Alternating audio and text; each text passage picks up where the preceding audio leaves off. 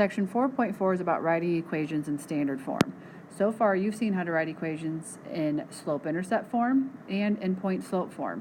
Standard form is our last way that we're going to learn how to write equations of lines. So just as a reminder, standard form is ax plus by equals c.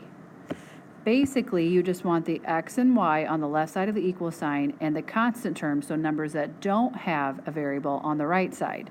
A couple of things have to be true about the a, b, and c values. So just a reminder, x and y always have to be in your answer.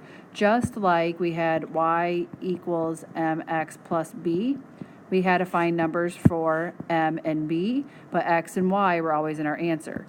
When we did point slope form, it was y minus y1 equals m times x minus x1.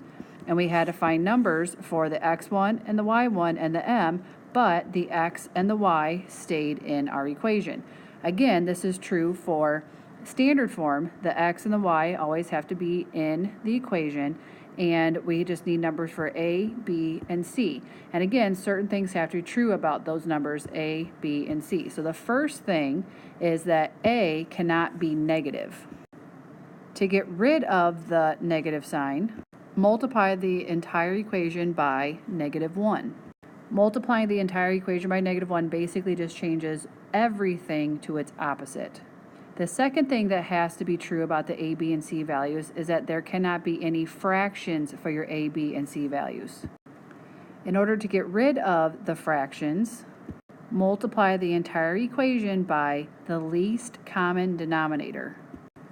In the coming slides, you will see examples of both of these things, where we end up multiplying by -1 to get rid of a negative sign in front of an a value, and you'll also see examples of getting rid of fractions by multiplying by the least common denominator if any of the a, b, and c values are fractions.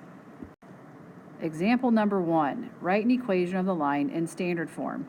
So part A says through 3, -1, and 2, -3. The way you write an equation in standard form is first write it either in point slope or slope intercept and then change it to standard form. So looking at these points that I'm given, I was not given a y-intercept. So therefore, I'm going to choose first to write my equation in point slope form. To write it in point slope form, I first need to find the slope. So y minus y over x minus x. So I will take -1 minus -3. Since I started with the -1, I'll start with 3 in the denominator. So 3 minus 2. I'll add a +3 on top, so I end up with 2 over 1, which is just equal to 2. So now I have my slope, and I have 2 points. I'm just going to pick one of them, so let's just pick this one. And again, it does not matter which one you choose. So I'm going to write this as y plus 1 equals m, which is 2 times x minus 3. So again, my first step in writing an equation in standard form is to first write it either in point slope form or slope intercept. And again, I chose point slope form because I was not given the y-intercept. So now to change it into standard form, I'm simply just going to get the x and y on the left-hand side of the equal sign and the constant term on the right side. So the first thing I will do is distribute, because there are no parentheses in standard form. So now I'm just going to go term by term. The y value is on the left-hand side of the equal sign, so it needs to stay where it's at. This +1 is a constant term, so it needs to move from the left to the right, so I will subtract 1.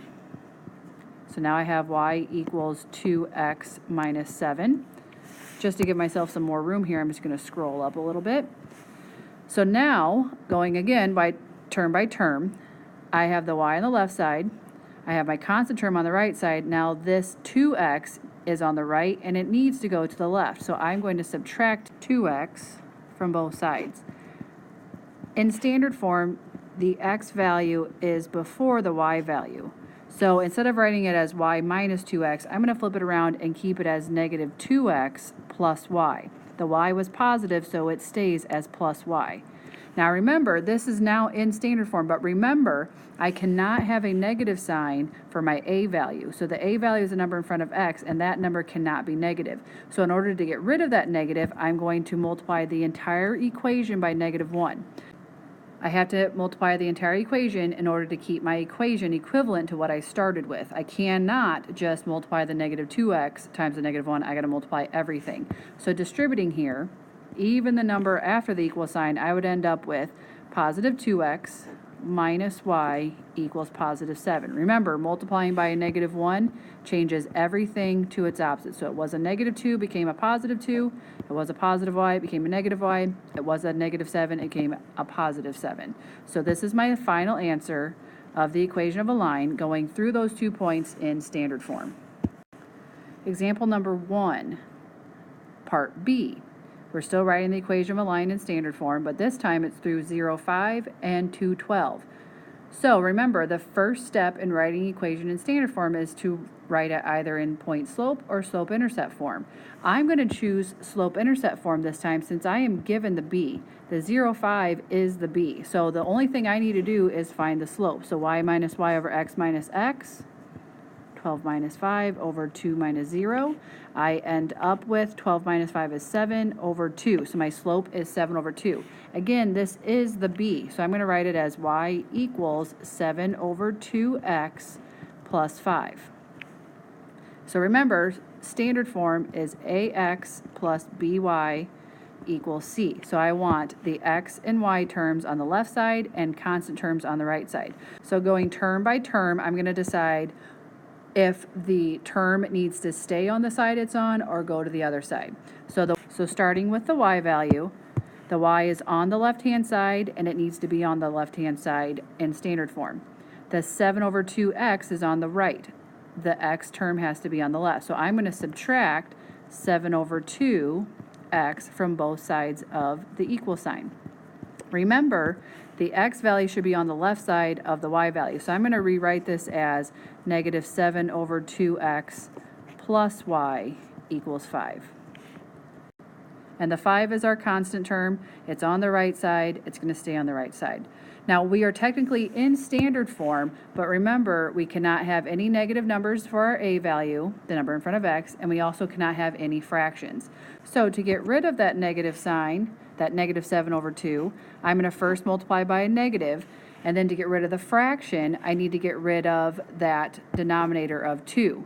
So I'm going to multiply by negative 2. Again, the negative sign to get rid of that negative 7 over 2, and I'm going to multiply by 2 to get rid of this denominator of 2.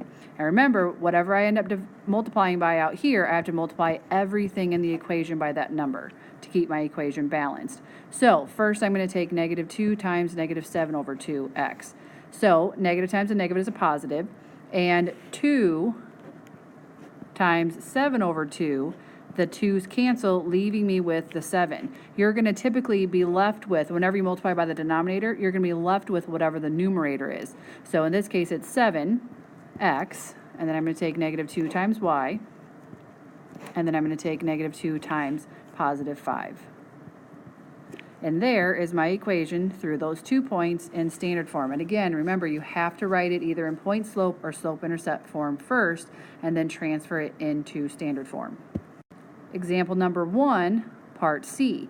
We're still writing the equation of the line in standard form, but this time we're given the graph. So remember, I have to first write it either in point slope or slope intercept. Looking at this graph, I can find the slope by counting up and over, and then I also notice that I'm given the y-intercept of negative 4. So I'm going to choose slope intercept form. So starting out finding the slope, I'm going to do just rise over run. So counting up, I'm going up 1, 2, 3, 4, and over 1, 2. So my slope is 4 over 2, which is simplified just to 2. And again, my b value, the y-intercept, the place where it hits the y-axis, is negative 4. So my equation would be y equals 2x minus 4. Now remember, for standard form, I got to get the x and y on the left side of the equal sign and the constant term on the right. So going term by term, I'm going to check to see which terms need to move. So the y term is on the left, it needs to be on the left, so it's going to stay there. The x term is on the right and it needs to move to the left, so I'm going to subtract 2x from both sides. And again, just like the last 2 examples, the x should be on the left side of the y, so I'm going to write it as negative 2x plus y equals negative 4.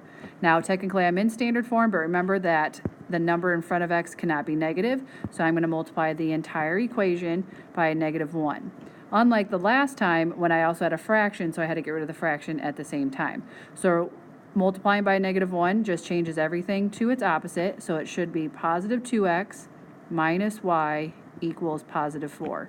So here's an equation that represents this graph in standard form. Example number 2, write the equations of the horizontal and vertical lines that pass through the given point. So the point is -1, 3. So I need the equation of the horizontal line that goes through that point and the equation of the vertical line that goes through that point.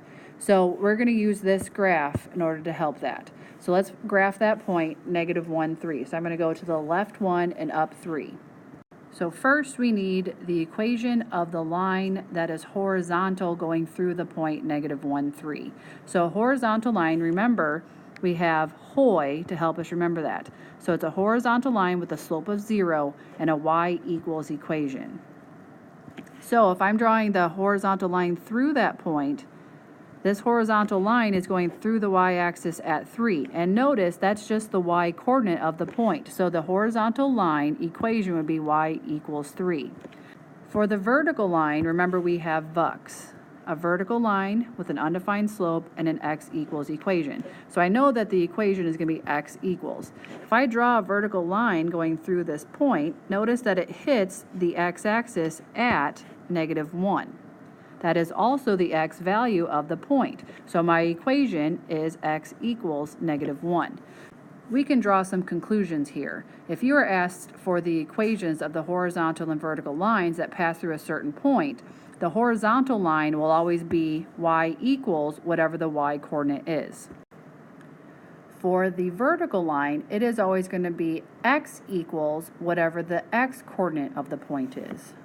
So for example, if I asked for the equations of the horizontal and vertical lines that pass through 2, -5, the horizontal line would be y equals -5, and the vertical line would be x equals 2. Example 3, write two equations in standard form that are equivalent to each equation below. So remember, equivalent just means they're exactly the same thing, they just may look a little different. So the first one is x minus y equals 3. To get an equivalent equation, you just have to multiply the entire equation by some number. So just pick a number. So for the first one, let's do 2. Let's multiply everything by 2. 2 times x is 2x. 2 times -y is -2y. And 2 times 3 is 6. To get our second equivalent equation, we'll pick a different number. This time, let's do 5. So 5 times x is 5x, 5 times -y is -5y, and 5 times 3 is 15. Of course, there are more than just these answers, depending on whatever number you chose to multiply your equation by. Part B, 2x minus 6y equals 4. So let's pick some number. Let's multiply by 3 this time. So 3 times 2x is 6x, 3 times -6y is -18y, and 3 times 4 is 12. Let's pick a different number this time. Let's choose 7. And again, I'm just pulling these numbers out of thin air. So 7 times 2x is 14x. 7 times -6y is -42y. And 7 times 4 is 28. So when I look at these equations, though they look different, they are exactly the same thing. They are the same thing underneath it all. So again, to find an equivalent equation, just multiply the entire equation by just some number that you come up with on your own. Example number 4, find the missing coefficient in the equation of the line that passes through the given point. Write the completed equation. So in part A, we have -4x plus by equals 7, and they give us the point -1, 1. So it's this b value that we're missing. Remember, when I'm given an ordered pair, I'm technically given an x value and a y value. So just like when we were finding b's in slope-intercept form, I'm going to take the -1, plug it in for x, take the +1, and plug it in for y. So I would end up with -4 times -1 plus b times 1 equals 7. So now I have filled in all the numbers except for b, so now I can solve for b. So to simplify, negative 4 times negative 1 is positive 4, b times 1 is b, equals 7. Subtract 4 from both sides, so b equals 3. Our answer is not just b equals 3. We were asked to write the completed equation. So I'm going to write exactly what it says here, except now instead of b, I'm going to put the 3. So I have negative 4x plus 3y equals 7. And that is my completed equation.